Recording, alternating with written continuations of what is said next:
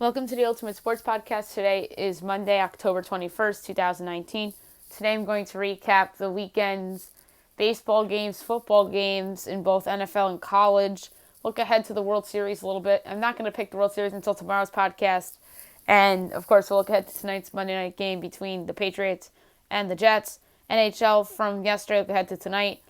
Look back on the weekend's NBA preseason game. Season starts tomorrow. You'll see my NBA preview and predictions podcast come out tonight. The preseason top 25 AP poll came out for college basketball. We'll go over that. Guess the lines for week 9 of college football and my best bet of the day. Okay, we'll start in baseball where the American League Championship Series came to an end. It was a 3-1 lead for the Astros in the series, and the Yankees stole Game 5 by a score of 4-1. They attacked Justin Verlander in the first inning. They got the series to Game 6. James Paxton with the win, Justin Verlander the loss, Aroldis Chapman the save. And the Astros actually took a 1-0 lead in the top of the first inning in Game 5 as George Springer scored on a wild pitch by James Paxton to make it a 1-0 game. That's all the scores that the Astros would get in this game. And in the bottom of the first, home run DJ LeMahieu ties it up at 1 apiece, and a 3-run home run by Aaron Hicks tied it, or gave the Yankees a 4-1 lead. And that was all the scoring of the game. James Paxton was brilliant. He stepped up when the Yankees needed him to. 6 innings, 4 hits and a run, 4 walks, 9 strikeouts. ERA 2.16 for the playoffs. Tommy Kahnle, a third of an inning, a hit and a walk. Zach Britton, an inning and 2/3 and 2 strikeouts. Aroldis Chapman, an inning and a strikeout. Houston in Game 5, Justin Verlander, 7 innings, 5 hits, 4 runs, no walks, 9 strikeouts. And Brad Peacock, an inning and a strikeout. Then Saturday night, the Astros defeated the Yankees 6-4 to win the series to move on to the World Series for the second time in 3 years. Roberto Osuna gets the win. Aroldis Chapman the loss. Bottom of the first, home run, 3-run shot, Yuli Gurriel. Astros take a 3-0 lead. Top of the second, RBI single, Gary Sanchez, 3-1. Top of the fourth, home run, Giovanni Urshela made it a 3-2 game. Bottom of the sixth, fielder's choice, Alex Bregman, and a run scores to make it a 4-2 game. Top of the ninth, game-tying 2-run shot, DJ LeMahieu, 4-4. And the bottom of the ninth, walk-off 2-run home run by Jose Altuve. 6-4 Astros win. They go on to their second World Series in 3 seasons. Jose Altuve was the correct pick for MVP, hitting the game-winning, series-winning walk-off home run. Hit a big home run in game number 3 and got a bunch of other big hits in the series. He's been a Yankee killer throughout his career, so it's only fitting that he wins that award. Brad Peacock was the opener for the Astros in Game 6, an inning and 2/3, 2 hits and a run, a walk, and 2 strikeouts. Josh James, an inning, a hit, 2 walks, and a strikeout. Ryan Presley, a third of an inning, actually threw 1 pitch, and he injured himself as he was making a play to get the out that he recorded in that game. Jose Urquidy, 2 2/3 innings, straight, and a run, a walk, and 5 strikeouts. Will Harris, an inning and a third, a hit. Joe Smith, an inning, a hit, and a strikeout. Roberto Osuna, an inning, 2 hits, 2 earned runs, and 2 strikeouts. Yankees side, they opened it with Chad Green. He stunk in the series, gave up probably two of the biggest home runs in the series. An inning, 2 hits, 3 runs, a walk, and a strikeout. So he's one of the scapegoats for the Yankees in this series, in my opinion. J-Hap, 2 innings, no hits, no runs, a walk. Luis Sesso, 2 innings, a hit, and a strikeout. Tommy Kahnle, an inning, a hit, and a run, a walk, 2 strikeouts. Adam Ottavino had a nice outing considering how poor his postseason was. An inning and a strikeout. Zach Britton, an inning, a hit, 2 walks. Aroldis Chapman, 2/3 of an inning, a hit, 2 runs, a walk, and a strikeout. As the Astros host the Nationals tomorrow night in Game 1 of the World Series. Like I said, a pick will be coming on tomorrow's podcast. Next up, the NFL. We'll go over the games from the weekend. Cardinals over the Giants 27-21. A big win for the Cardinals to get back to 500 at 3-3-1. The Giants are 2-5. Kyler Murray outplayed Daniel Jones in this game. I thought, although Jones had better statistics, sans the couple fumbles. Kyler Murray 14-21, 140 yards. Daniel Jones 22-35, 223 yards, a touchdown, and an interception. Saquon Barkley came back for the Giants in this game, 18 carries, 72 yards, and a touchdown. And Chase Edmonds had himself a career day, and you got to wonder David Johnson's future with the Cardinals is like, because Edmonds has clearly been the better player this season for that team. Rams over the Falcons 37-10. The Rams are 4-3. The Falcons are 1-6. Jared Goff 22-37, 268 yards, 2 touchdowns. Matt Ryan 16-27, 159 yards, and an interception. Matt Ryan was injured during the game and left the game. So the Falcons have a couple excuses. And then obviously Devontae Freeman got suspended in this game for punching Aaron Donald. So that obviously did not bode well for the Falcons. And by the way, it was an ankle injury for Matt Ryan. And a much-needed win for the Rams, by the way. Bills over the Dolphins 31-21. The Bills go to 5-1. Miami 0-6. Josh Allen 16-26, 202 yards and 2 touchdowns. So he played a clean game. Ryan Fitzpatrick 23-35, 282 yards, a touchdown, and an interception. Jaguars over the Bengals 27-17. Gardner Minshew bounced back game 15-32, 255 yards and a touchdown. Andy Dalton was terrible. 22-43, 276 yards, a touchdown, and 3 interceptions. Vikings over the Lions 42-30. Minnesota's 5-2, Detroit's 2-3-1. Kirk Cousins played a nice game, 24-34, 337 yards and 4 touchdowns. Matt Stafford 30-45, 364 yards, 4 touchdowns, and an interception. Packers over the Raiders 42-24. Good win for Green Bay, much needed. They're 6-1. Oakland 3-3. Aaron Rodgers 25-31, 429 yards and 5 touchdowns. We have to start talking about Aaron Rodgers for MVP, by the way. And Derek Carr 22-28, 293 yards, 2 touchdowns, and an interception. Colts over the Texans 30-23, a much needed win for the Colts. In my mind, they're 4-2. Houston's 4-3. Jacoby Brissett stepped up when he had to. A career-high 4 touchdown passes to go with 326 yards on 26 of 39 passing. Deshaun Watson, 23-34, 308 yards, a touchdown, and 2 interceptions. 49ers over the Redskins, 9-0. You guys should have seen this game. It was a slip and slide on the field with all that really bad weather. San Francisco 6-0. Washington is 1-6. Jimmy Garoppolo 12-21, 151 yards and a pick. Case Keenum 9-12, 77 yards. Titans over the Chargers 23-20. I think the wrong team won this game. The officials in this game were really making some good calls here to really decide the game pretty much in their hands with the how close the Chargers were for scoring. But I meant that the Chargers should have won because they came so close, and they should have won that game. They're more talented than the Titans, and the Titans to me are just a fraudulent 3-4 football team as the Chargers dropped to 2-5. And by the way, Jarrell Casey recovered the fumble by Melvin Gordon at the goal line with 15 seconds left, and that's how the game ended. Ryan Tannehill, 23-29, 312 yards, 2 touchdowns, and a pick. Phillip Rivers, 24-38, 329 yards, and 2 touchdowns. Saints over the Bears, 36-25. That final score is deceiving. The Bears scored 2 garbage time touchdowns late. Saints are 6-1. Bears are 3-3. Teddy Bridgewater, 23-38, 281 yards and 2 touchdowns. Mitch Trubisky was terrible. 34-54, 251 yards and 2 touchdowns. Ravens over the Seahawks 30-16. The Ravens are 5-2, and so is Seattle. Lamar Jackson 9-20, 143 yards and 14 carries and 116 yards and a touchdown. Russell Wilson 20-41, 241 yards, a touchdown, and an interception.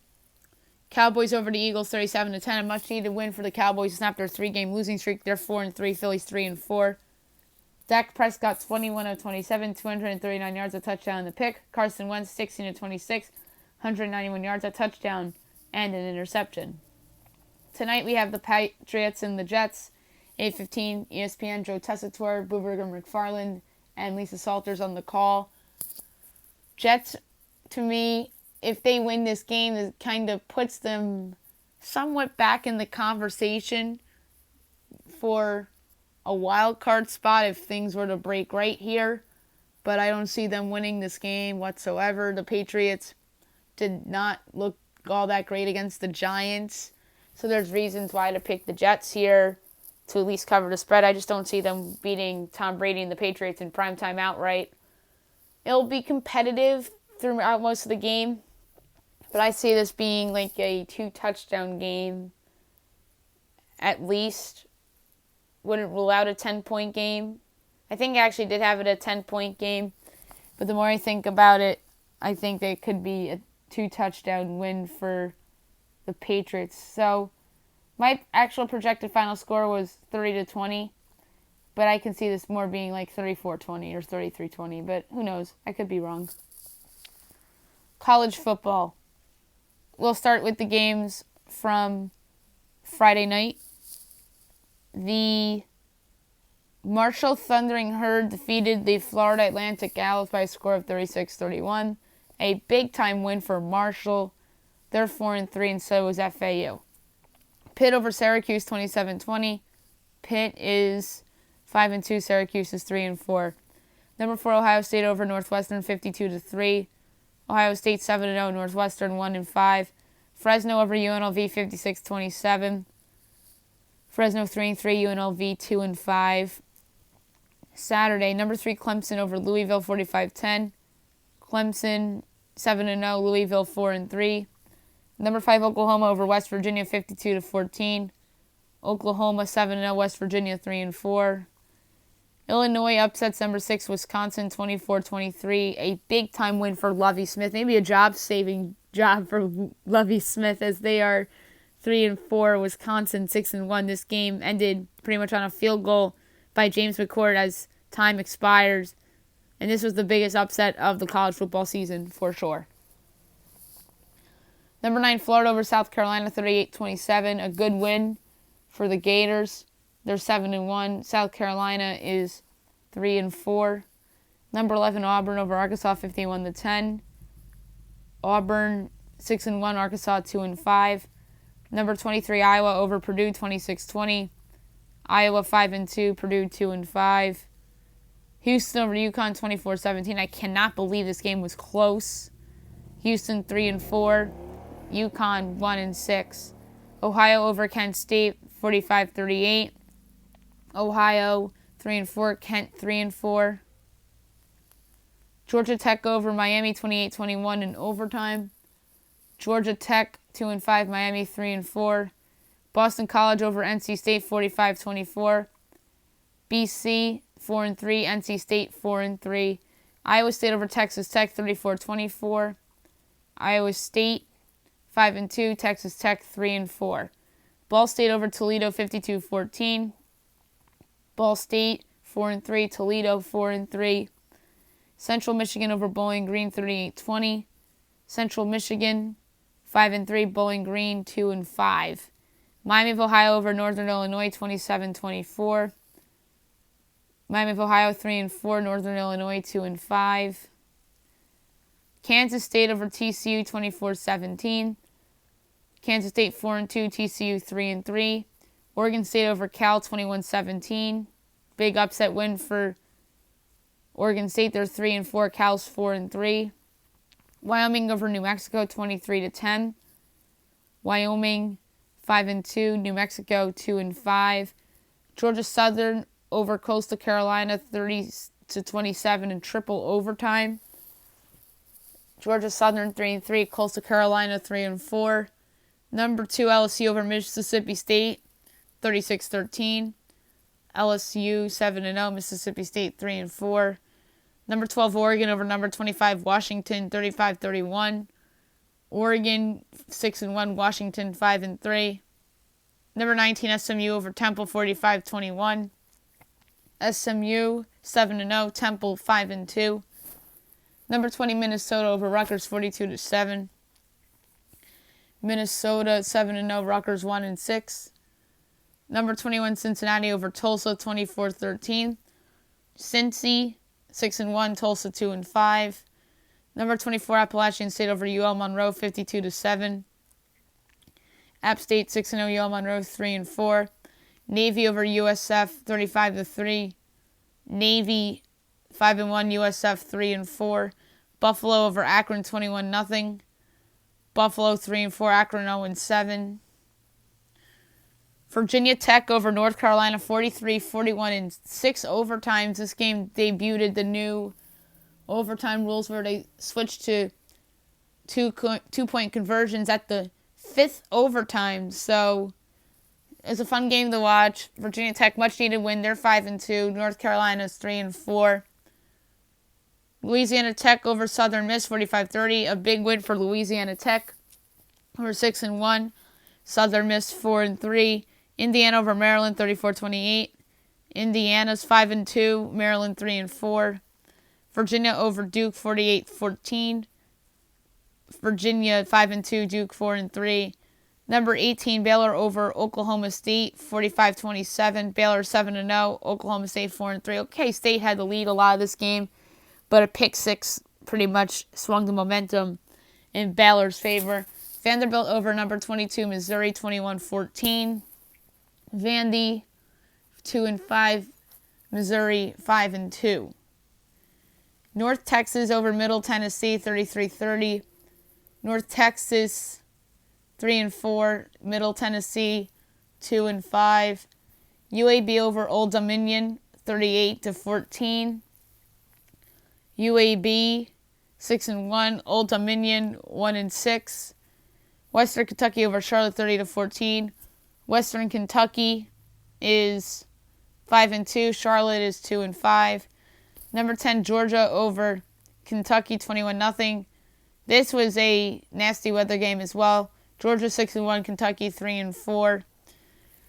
Number 13 Utah over number 17 Arizona State 21-3. Utah 6-1. Arizona State 5-2. UTSA over Rice 31-27. UTSA is 3-4. Rice 0-7. I don't get why Rice was a favorite in that game. That was so strange. Liberty over Maine 59-44. Liberty 5-2. Maine 2-5. So Liberty covers by pretty much a point. Number 15 Texas over Kansas 50-48. 2-point lead gave Kansas a lead late in this game. Then Texas stormed down for the game-winning field goal as Texas goes to 5-2. Kansas is now 2-5. UCF over East Carolina 41-28. UCF is now 5-2. ECU 3-4. San Diego State over San Jose State 27-17. San Diego State 6-1.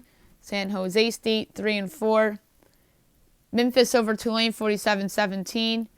Memphis is now 6-1. Tulane 5-2. Eastern Michigan over Western Michigan 34-27. Big upset win for Eastern, who's now 4-3, and Western drops to 4-4. Washington State over Colorado 41-10. Washington State is 4-3. Colorado 3-4. Georgia State over Army 28-21. So Army's season win total officially goes under. They're down to 3-4. Georgia State 5-2. FIU over UTEP 32-17. FIU 4-3. UTEP 1-5. Number 7 Penn State over 16 Michigan 28-21. This game turned out to be a lot closer than I expected it to be. Penn State 7-0. Michigan 5-2. Texas A&M over Ole Miss 24-17. A&M goes to 4-3. Ole Miss 3-5. Wake Forest over Florida State 22-20. Whenever I bet Florida State overs, it never pans out. Just remind me on Friday when I do these picks. As the Demon Deacons go to 6-1, FSU drops to 3-4. Number 1, Alabama over Tennessee, 35-13. The big story of this game, Tua Tagovailoa suffered an ankle injury, so he's going to be out for a couple of weeks. I would expect him to be back for the game against LSU, which is, I believe, in 3 weeks from now. Bama 7-0, Tennessee 2-5. USC over Arizona, 41-14. USC is 4-3, and so is Arizona. BYU upsets number 14, Boise State 28-25. A huge upset win for BYU. They're 3-4. Boise 6-1. Utah State over Nevada 36-10. Utah State is 4-2. Nevada 4-3. And last but not least, Air Force over Hawaii 56-26. Air Force is for real. That could be the team to beat in the Mountain West right now. They're 5-2, and Hawaii is 4-3. Alrighty, next up, NHL from yesterday, small slate. The Canucks defeated the Rangers by a score of 3-2, as Vancouver goes to 5-3, New York 2-4. Wild over the Canadiens 4-3. The Wild go to 2-6. Montreal 4-3-2. Capitals over the Blackhawks 5-3. The Capitals go to 6-2-2. Chicago 2-3-1. Jets over the Oilers 1-0 in a shootout. The Oilers drop to 7-1-1. Winnipeg is now 5-5. So that was a big win for Winnipeg. Flames over the Ducks 2-1. Calgary is now 5-4-1, and Anaheim 6-3. Only 4 games on the slate tonight. You have the Blue Jackets and the Maple Leafs, Golden Knights at the Flyers, both at 7 o'clock. 8 o'clock you have the Avs at the Blues, and 8:30 you have the Senators at the Stars. NBA preseason finale was Friday night. The Wizards defeated the 76ers 112-93. The star of this game was Jordan McRae for Washington. Off the bench, he had 17 points. Thomas Bryant had 13. Bradley Beal had 13. Bryant had 15, my bad. And Mo Wagner had 14. Well, for Philly, Joel Embiid 17. Tobias Harris 13. Off the bench, Zaire Smith 12. And Shake Milton 10. So, the starters on Philly got some minutes here, but they really just couldn't beat a bad Washington team. But it's the preseason, so I'm not here to overreact to that.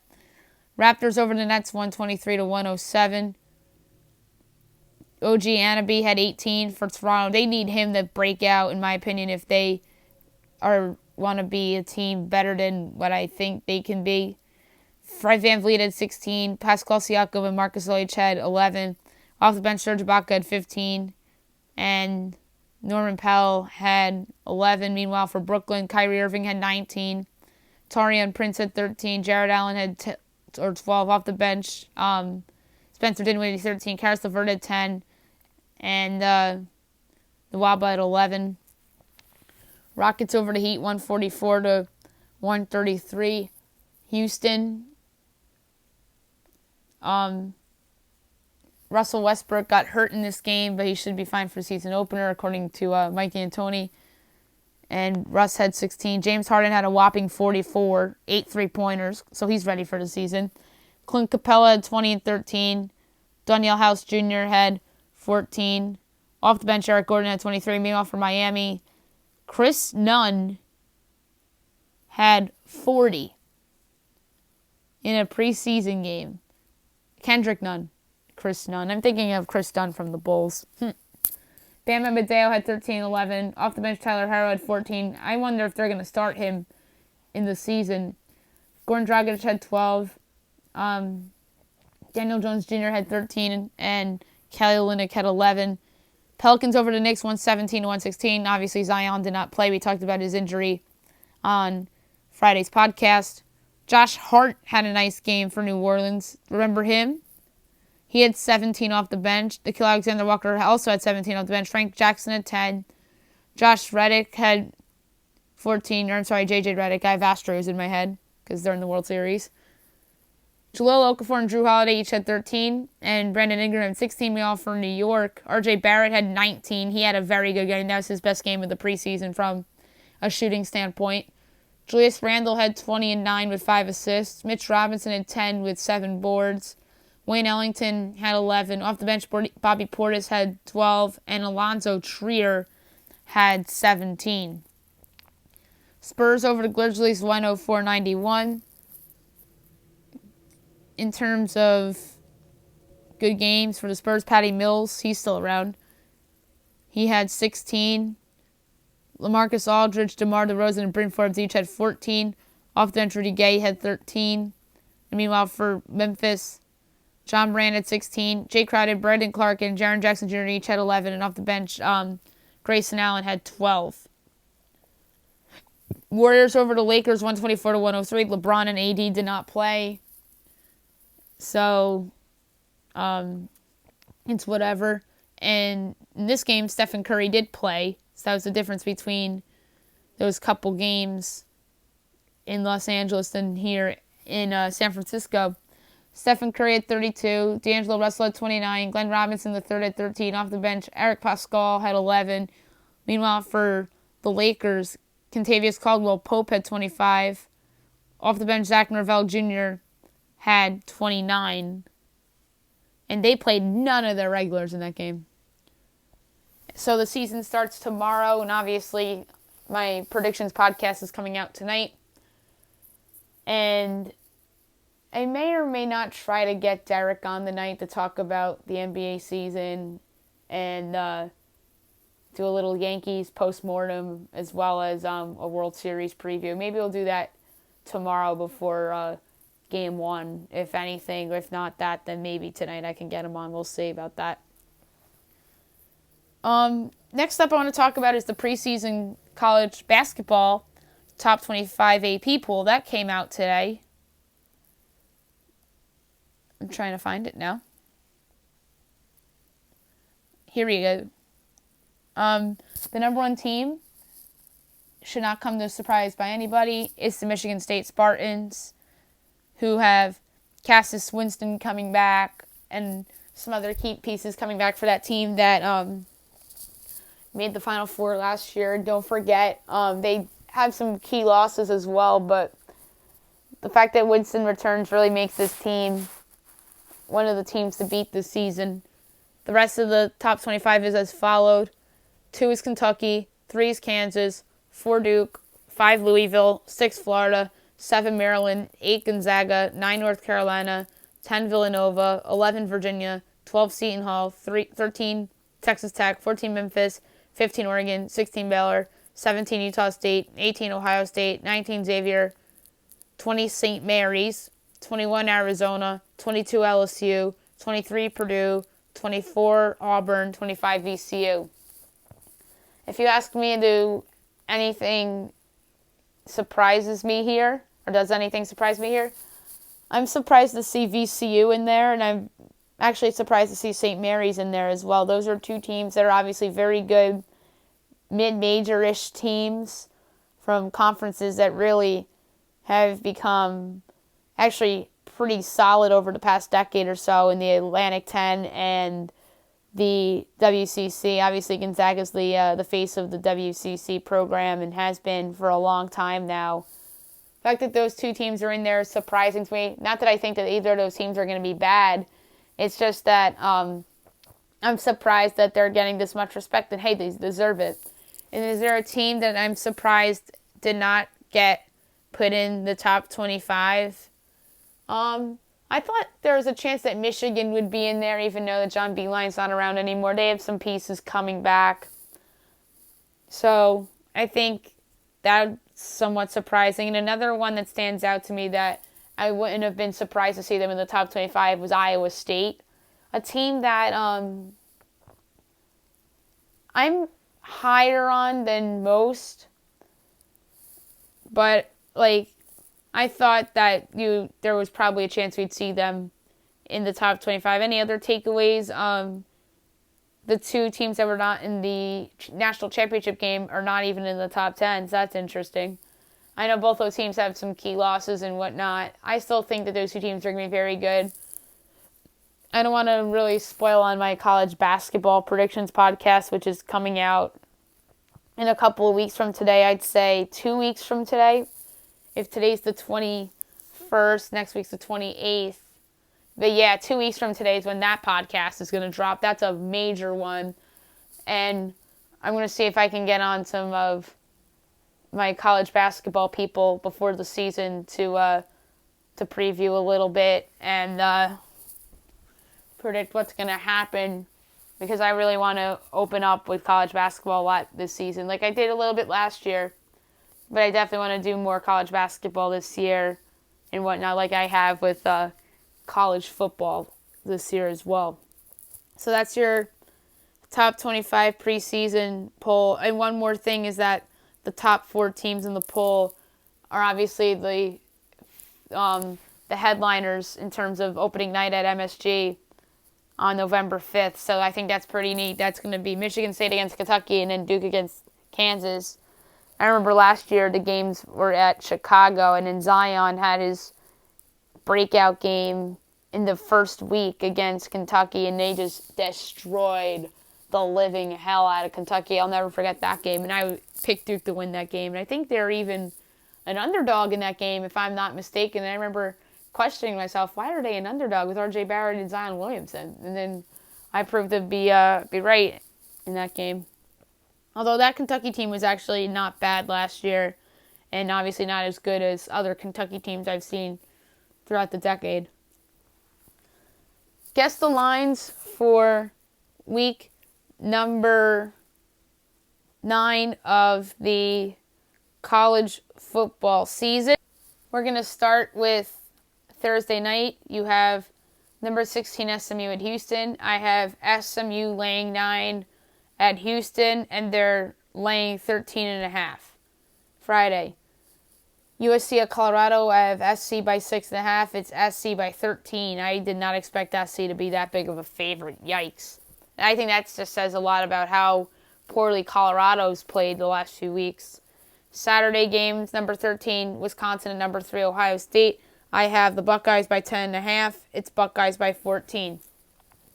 Number 5, Oklahoma at Kansas State. I have OU by 28. It's OU by 23. Number 20, Iowa at Northwestern. I have Iowa by 20.5. It's 10.5. I'm surprised that Northwestern's getting this much respect. Maybe it's because of how bad Northwestern's looked, and that's why I made that line so big in favor of Iowa. Number 21, Appalachian State at South Alabama. I have App State by 33.5. It's only 24.5, so I must have overrated App State a little bit and took into account how bad South Alabama is.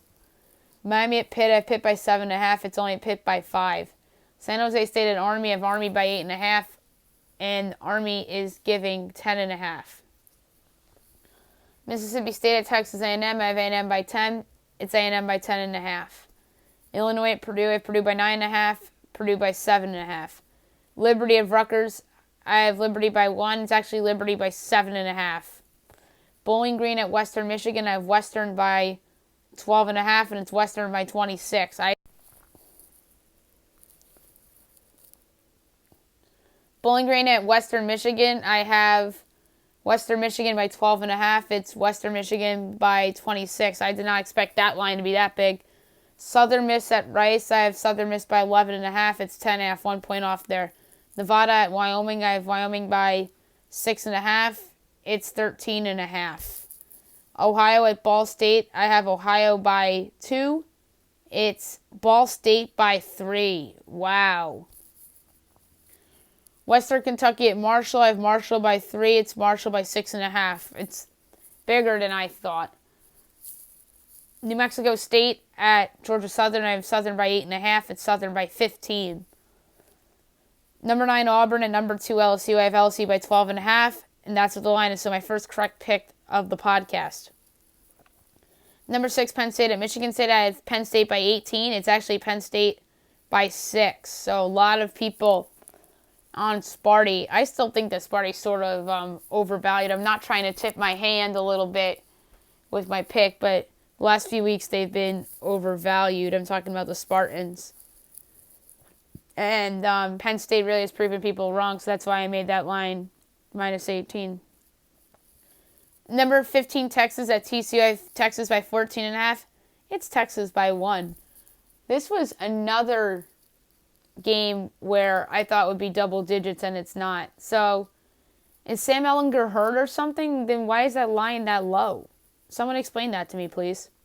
Maryland at number 17, Minnesota. I have Minnesota by 27.5. It's Minnesota by 16. Oklahoma State at number 23, Iowa State. I have Iowa State by 9. It's 10.5. UConn at UMass. Yikes, that's the worst game of the season. I have UMass by 3. It's actually UConn by 10. Wow. Wow. They think UMass is worse than UConn at UMass. That's incredible. North Texas at Charlotte. I have North Texas giving 6, and they're giving 3.5. FIU at Middle Tennessee. I have Middle by 10.5. It's FIU by 2.5. So that's a strange line in my opinion. And I was way off there. FAU at Old Dom. I have FAU by 10.5. It's 13.5. Syracuse at Florida State. I have Seminoles by 7. It's Noles by 10. Virginia at Louisville. I have Virginia by 2.5. 3.5. So 1 point off. Arizona at Stanford. At Stanford by 6.5. It's actually Arizona by 3. Wow. Indiana at Nebraska. I have Nebraska by 12. It's Nebraska by 1. Wow. A couple wows in this podcast. Tulane at Navy. I have Navy by 3. Navy by 3.5. So I missed by a hook. Central Michigan at Buffalo. I have Buffalo by 6. It's Buffalo by 2. Eastern at Toledo. I have Toledo by 7. It's Toledo by 4. Miami of Ohio at Kent State. I have Kent by 3. It's Kent by 2.5. Akron at Northern Illinois. I have Northern by 10.5. It's Northern by 23. South Florida at East Carolina. I have South Florida giving 7.5, and East Carolina is actually giving 1. Wow, this is probably the week that I've been the most off all season, and that's including week 1. Hawaii at New Mexico. I have Hawaii by 9. It's Hawaii by 10, so 1 point off. Duke at Carolina. I have Carolina by 3. It's 3.5, so I missed by the hook. South Carolina at Tennessee. I have South Carolina by 1. It's South Carolina by 4. Arkansas at Alabama. I have Bama by 28.5. If Tua was there, I would have thought 35.5, so I did the minus 7. They'll give me the 28, but no, Bama's by 32. So it probably would have been 39 or 40 if Tua was there. Texas Tech at Kansas. I have Tech by 11.5. It's 3.5. That's, to me, insane. I know Alec Bowman's hurt for Texas Tech, so that's probably why the line has dropped so much, but come on.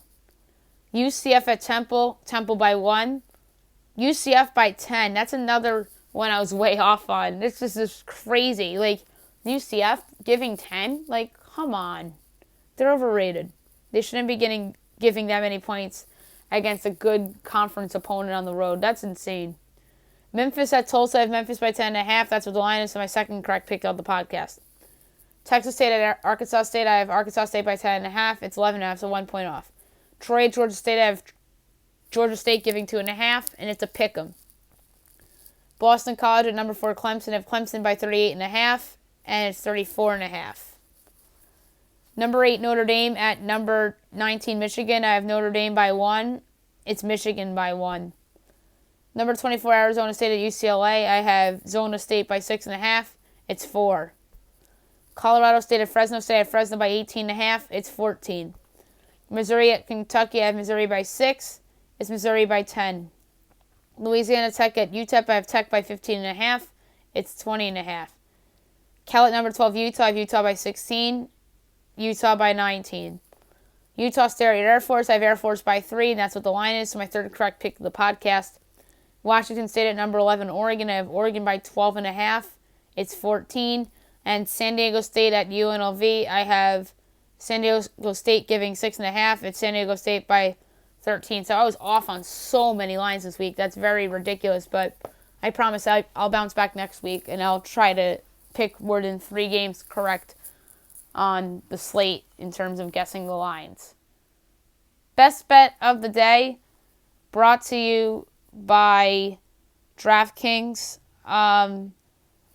We have hockey and football tonight, so we're going to go, obviously, with the Patriots over the Jets. I talked about it already. This feels like a double-digit Patriots win.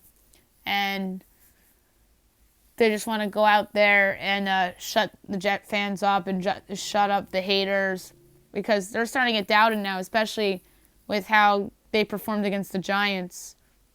So I'll throw the minus 435 in there. We'll go with the Maple Leafs at home against the Blue Jackets. That's a big favorite. And we'll go with the Dallas Stars to win a big game, a game that they absolutely have to have at home against the Ottawa Senators. That only gives us the 173 go, but we'll wager $2 on it, and our pay will be $5.46. That's it for the podcast today. I'll be back tomorrow recapping Monday Night Football and hockey. We're going to be looking ahead to NBA opening night, the World Series. I'll give you guys a pick. I may have Derek on the night or tomorrow. We'll see. My NBA predictions podcast is dropping tonight, so keep an eye on that.